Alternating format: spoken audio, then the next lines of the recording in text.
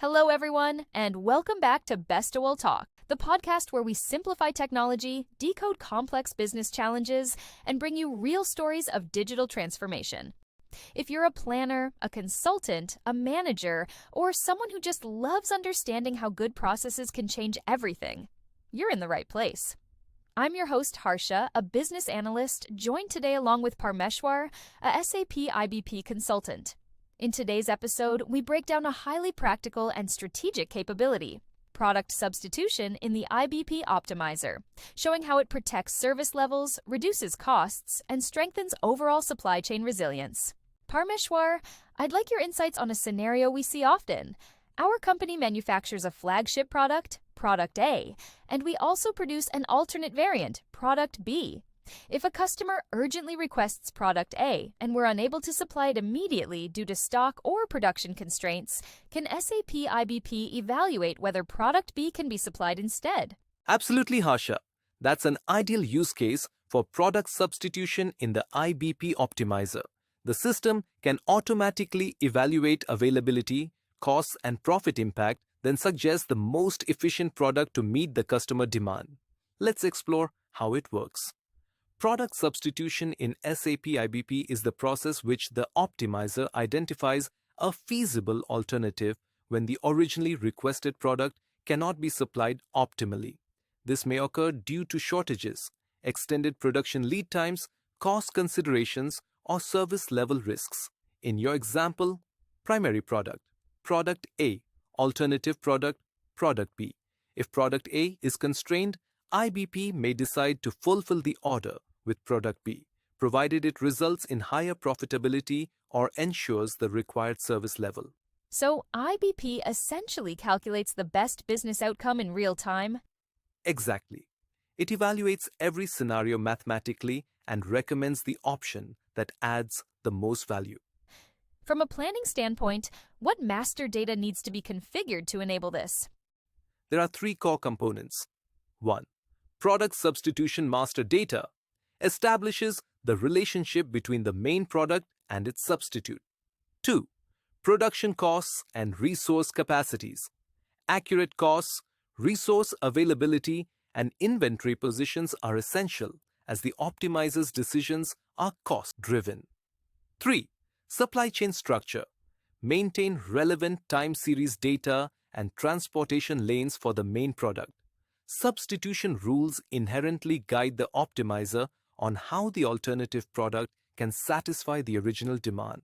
Together, these elements ensure the system has a complete picture to make informed decisions. What are the tangible business benefits companies can expect? Product substitution delivers significant value, higher customer service levels, optimize inventory utilization, improve profitability through cost-based decision-making, flexibility to handle supply disruptions, reduced risk of stockouts, automation of complex trade-off decisions. Sounds like a strong strategic capability rather than just an operational workaround. That's correct. When configured well, it becomes a powerful mechanism to align supply chain execution with business objectives.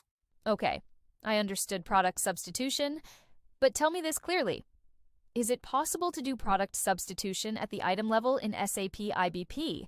Like inside the BOM, can we substitute a product at the component level? Great question, Harsha. And this is actually a very common requirement in many manufacturing industries. If a main component is not available, companies often want the flexibility to produce the finished product using a substitute component. Yes, component-level substitution is possible in SAP IBP.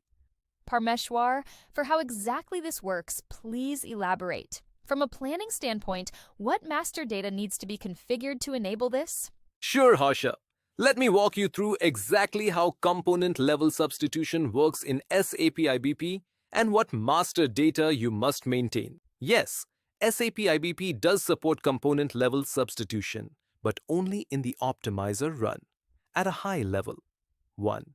You have your main component, component A. 2.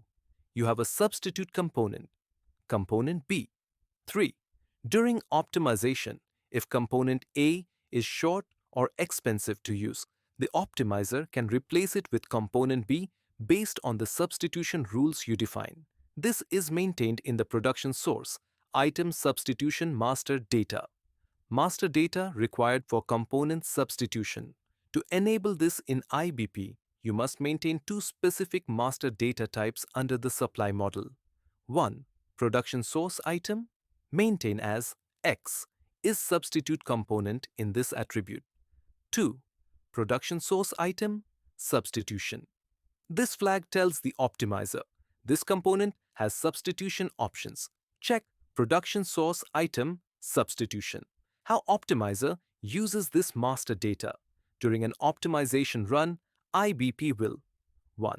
Try to use the main component first. 2.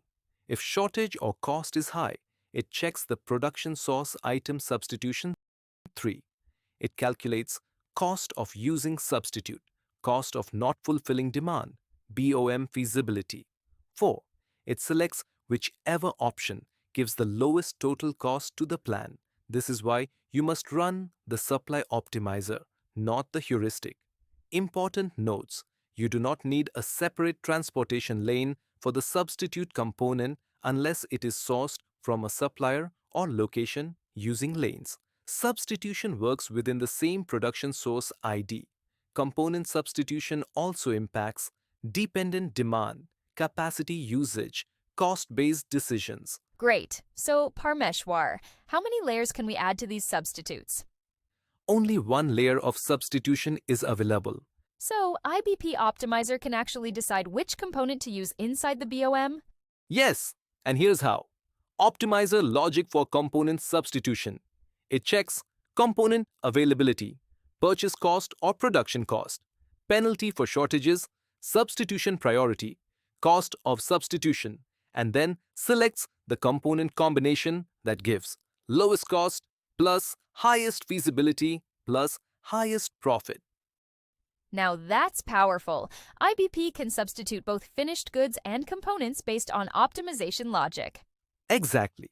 And automotive, pharma companies, chemical companies use this all the time, especially when certain materials are in shortage. Parmeshwar, one more twist. Suppose component 1 has a high cost in the first 3 weeks. So during those weeks, I want IBP to produce the finished product using substitute component. But after 3 weeks, when component 1 becomes available again, I want IBP to switch back to producing the finished product with the original component. Is that possible in IBP? Let me explain with your scenario. Week 1 to 3. Component 1 stock equal to 0. Substitute component 2 available. Optimizer sees shortages, chooses substitution. It creates production of main finished product using substitute component. Week 4 onward, component 1 becomes available again. Production with original component becomes cheaper and feasible.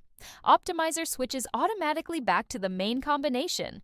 This behavior happens because the cost plus feasibility profile changes week to week.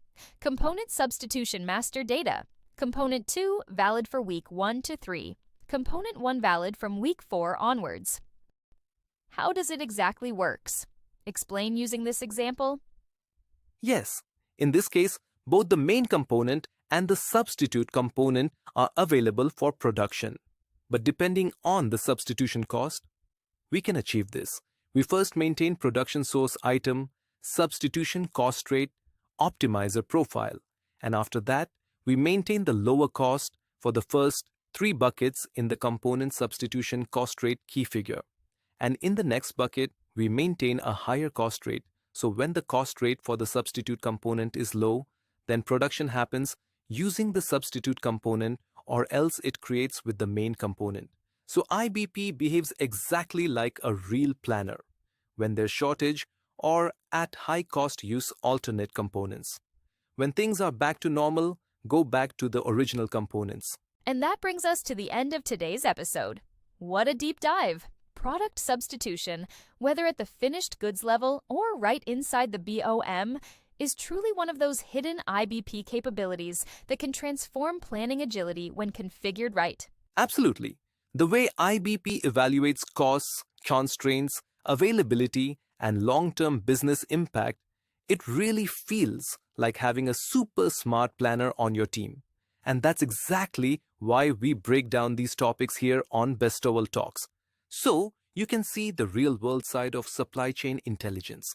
If you enjoyed today's episode, make sure you like, subscribe, and share this podcast with your planning or tech teams. We put out episodes every week covering SAP, supply chain strategies, workflow automation, and real business use cases. And if you're a business looking to implement a custom workflow, automate your planning processes, or get SAP IBP configured for your needs, our consultants at Bestowal are here to help you out. Just reach out to us. We'd love to understand your challenges and design a solution that actually works for your operations. Thank you so much for listening to Bestowal Talks. Stay curious, stay innovative, and we'll catch you in the next episode.